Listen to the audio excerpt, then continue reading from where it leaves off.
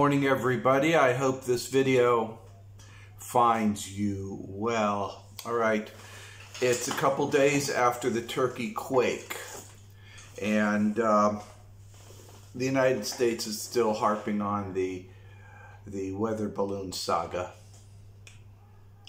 And earlier I had made a point saying that this narrative, this hyping on of a wayward balloon that has to be shot down by an F-22 is a disinformation campaign.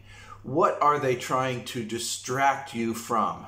And once I made that premise that it was a massive disinformation campaign, so the United States must be doing something massive to distract attention from the people whose minds like to tear apart things and look into details. Focus those people, the analytical people, the ones that want to focus on details with the mystery of shooting down a stupid balloon, instead of the geopolitical issues such as the earthquake in Turkey. I've also mentioned that Turkey has completely thrown a monkey wrench into NATO's plans to destroy Russia. A complete monkey wrench. Quick and dirty summary. Basically, what's going on is the United States wanted to keep Russia suppressed. They did the sanctions, they did the war, they did all this stuff, and it all failed. So they wanted to ratchet up the game, right? They want to ratchet up the game. To ratchet up the game, that means more weapons, more munitions, more of everything. But it also means to have multiple fronts. All right? So the NATO, to attack Russia, can't do it out of Ukraine alone. It has to do it from multiple areas. Attack from the north, attack in the center, and attack in the south. To do that, they need Turkey, a NATO member, to allow NATO forces to fly out of Turkey and attack the southern west flank of Russia, which Turkey refused. And they need bases, NATO bases, and depots in Sweden and Finland to attack the northern section and control the northern waters of Russia there, of which case they can't because they're not NATO members yet. And Turkey says that Turkey would not allow them to do that. So Turkey has completely thrown a monkey wrench in NATO's plans to fuck with Russia. And of course, if you're watching American news, you don't know any of this because Ukraine has completely destroyed Russia, and Russia is going to collapse any day now. After all, Putin has brain cancer and all this other nonsense propaganda that doesn't exist and is not truthful at all. But still, the coincidences are way too high. And essentially the coincidence is this. The United States told Turkey that you had better get with the program and work with us, or else we are going to fuck you up badly. And Turkey said no. And so the United States and a lot of people were discussing what terror attacks are going to be launched upon Turkey. And if you go through the Google, you'll see everybody's talking about what terrorist attacks are going to happen to Turkey. In fact, the United States Department of State issued a terrorism warning to Turkey, that there are Americans in Turkey. So you know that there was something bad going to happen. And then sure enough, within 24 hours of that, there was a massive earthquake. A massive earthquake. 7,000 people killed, all kinds of, skyscrapers tumbled and all this. It's really quite sad. Earthquakes happen all over the world, especially on fault lines. But you see, people, the United States has perfected generation of earthquakes through underground nuclear detonations. It has perfected it. And because of that, you have to wonder did the United States generate these earthquakes by launching nuclear weapons on fault lines? Well, first thing you need to do is let's find out. We know where the earthquakes originated from. That's easily triangulated. Throughout the world, you can tell you can triangulate where they came from. So you go over there, you get the coordinates, and then you go on Google Earth and you zoom in. It's pixelated. You can't see it. You can't see it on Google Maps, on Google Earth. What the hell? Why would that area be pixelated? Now we know why Google censors Google Maps. We know why it's done, right? We know why it's done because it's of request of governments. That's what Google has officially stated. They do so as a request of governments. So, since Google is an American company, we have to assume that it's the United States government or the government of Turkey. Whatever. I don't think Turkey would censor that area. But the good thing is, China has satellites floating around, and they have their own version of Google Maps and Baidu Maps. And so, sure enough, you can zoom in, and you zoom in on that area, and you see 3 circular debris fields. Now, those of you who have observed underground nuclear detonations, well, you can't see them underground, but you can observe through the videos what it looks like. They always make a circular debris field. This differs from a regular natural earthquake. A regular natural earthquake makes linear. They form lines because you have tectonic plates, and the fracturing of soil is on a linear basis. That has to do with the matrix, the composition of stones and ground form matrices. They're matrices, and the fault lines are always along the lines of the cubic matrices that are composed of these various surface plates. So they're linear. So if you look at maps of California, you can see they talk about the fault lines. It's always a line. They don't say the fault points. They don't say it's the fault circles. They say it's the fault lines. But here you don't have fault lines. Well, you had fault lines up until you had now 3 circular craters. So the first thing somebody says is that can't possibly be. Because if it was, there would be radiation. I'm glad you asked that. Radiation underground is different than radiation in the sky, don't you know? It's harder to detect. But detect it can be, because after all, radiation does go through materials.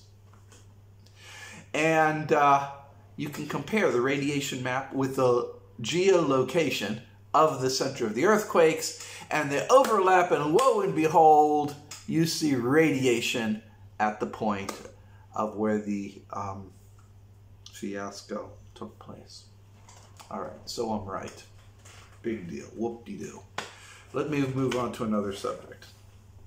The first point is that the United States did this. They created great death. Now, those of you who have read what I've written, and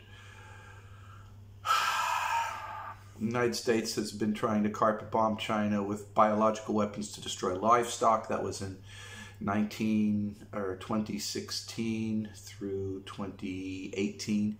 That was 8 biological weapons targeting livestock, using drones, of course, to go to these remote pig farms that are way out there, because pig farms have to be remote from society because they stink to high heaven. I tell you, that you. All right, so they're out there. So what they did is they got drones, flew these drones over and sprayed them with viruses. These are sophisticated drones. How do we know they're sophisticated? Well, because Chinese government got a hold of them. got a hold of the people who were operating them and found out who was paying them. Guess who? Guess. I'll give you 5 guesses. Madagascar? No, Madagascar wasn't funding this. Zambia? No, Zambia wasn't funding this. Bolivia? No, Bolivia wasn't funding this. America, right? America. So they're trying to induce famine. Not only that, but genetically engineered insects were also imported. So then from there, you ended up having coronavirus, which hit China, bam, bam, bam, on CNY, when everybody's packed like sardines. China had to cancel CNY. They didn't play around. Primarily because 50 years earlier, Mr. Mao predicted that the United States would launch a bioweapon attack on China around 2019 to 2021, which is exactly the time and place when that happened. Was that the only reason why they did that? No, but everybody here in China understands that Mr. Mao's predictions always came true. And it wasn't just one, by the way. It's an interesting story. The United States launched the death by vomiting tick virus, which China immediately caught, and the death by shitting through diarrhea virus, which the United States immediately, or the Chinese immediately caught. So there was 3 lethal viruses targeting China, and China suppressed all of them. Now, so people, what's this all about? A nation. No, let's just talk about Beirut now. Now, Beirut, the narrative was the Beirut explosion was just a coincidence and nothing until people started posting videos of the missiles that were used, and the aircraft that flew, because, we're all connected here, Just because the United States doesn't show you the flight paths of these airplanes doesn't mean that Russia and China and India and Japan doesn't have them either. So we know, we see these planes. We saw where they took off from. We saw the missiles that they flew. We took pictures of the missiles. We've got thermal imaging of the missiles. So yeah, Israel was involved in blowing up the port of Beirut.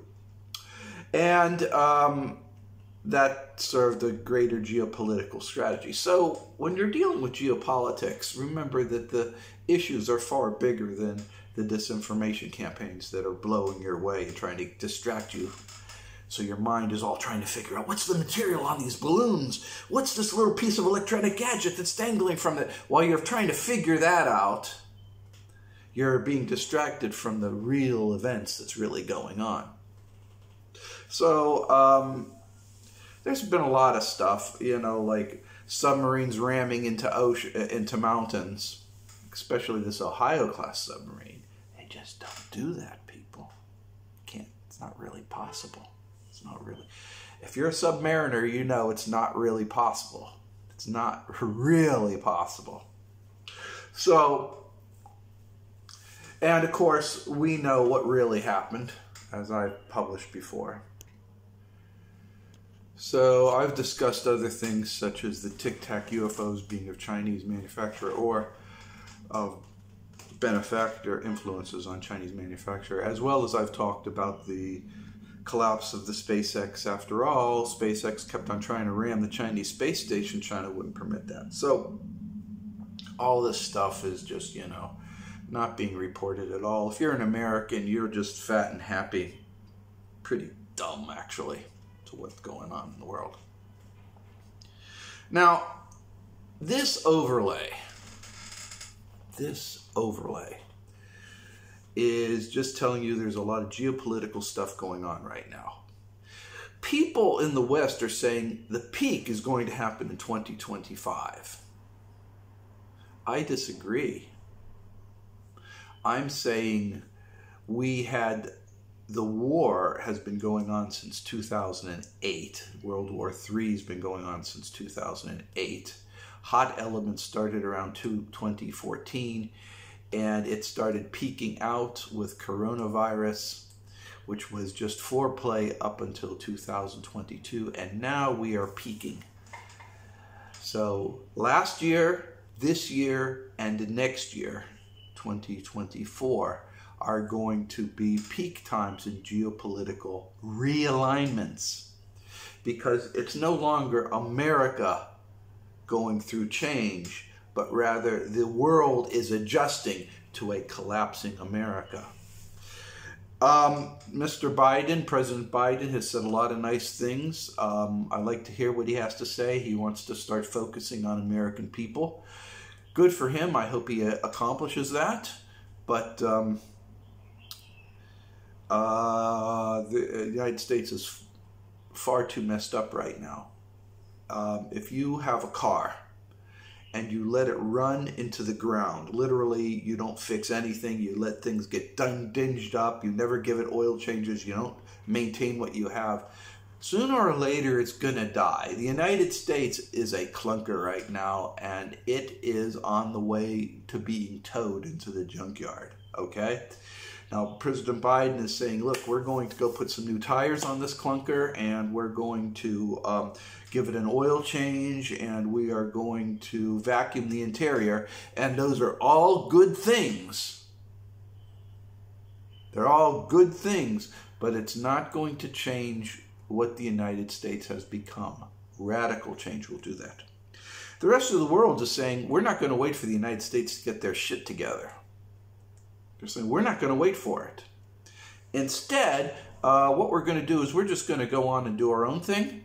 And if the United States catches up to us, fine. If it doesn't, fine. But we don't want to be dragged down as it's kind of collapsing. So the rest of the world's moving on.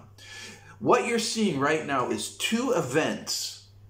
The collapse of the United States and the rise of the global South, happening simultaneously during this period of time. The rise of the global South is going to happen irregardless to what happens to the United States. It's not going to make any difference. The best thing that the oligarchy can do is to prevent themselves from getting nuked. Because New York City, Chicago, Los Angeles, they are all targeted. And you can say, well, we got all these bombs, we can do all this stuff. Come on, just shut the fuck up and listen to me for a change. Right now, there are daggers pointed at the United States that says, if you try anything, we're just going to start fucking with you. So the United States is trying to engage in these, trying to maintain its hegemony by doing under-the-table activities, things that are not obvious. Because once they start doing something obvious, show's over, game's over, everybody knows. All right? So that's the point right here. There isn't much choice. So everything is under the table. Well, it was a natural earthquake. Well, it was a natural virus. Right? These are just natural things. The submarine rammed into a natural mountain. It's just natural human error. The United States pilot and the Navy aviator ejected from the plane prematurely and the plane crashed, so we had to naturally send a hospital ship to recover this plane in the bottom of the South China Sea. It's just natural, don't you know? It's a natural geomagnetic storm that caused SpaceX satellites, all 150 of them, to tumble out of orbit. It's just natural.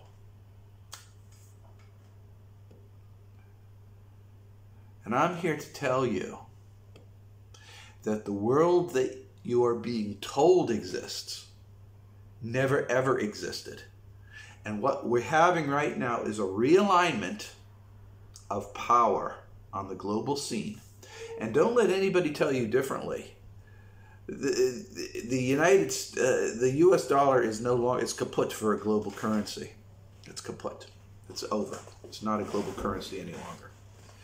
Oh, it's still going to be used in some trade and everything for a while, but it's kind of being phased out. And as it gets phased out, the wizard behind the curtain is going to be shown. Go on, Toto, move that curtain. So, this being said now, this falls in place with the other statements that I've been saying, that our reality is not what we think it is. And you don't have to believe me when I talk about how it's a construct and mental constructs and world lines and all this stuff. I'm going to save that for a much deeper discussion for some other time. But for right now, just realize that the world that you think it is not that way. The rest of the world is moving on, and there's two event sequences going on right now.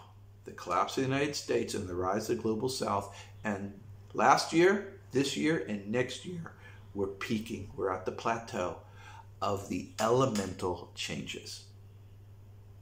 Don't get too caught up on the details.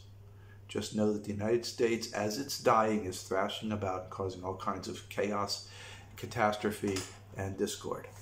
Don't freak out about it. Okay, people? Be the best you can be. You can't control these movements here, but you can ride the storm. Ride it to the best of your ability, and I know you will. Take care, because I believe it.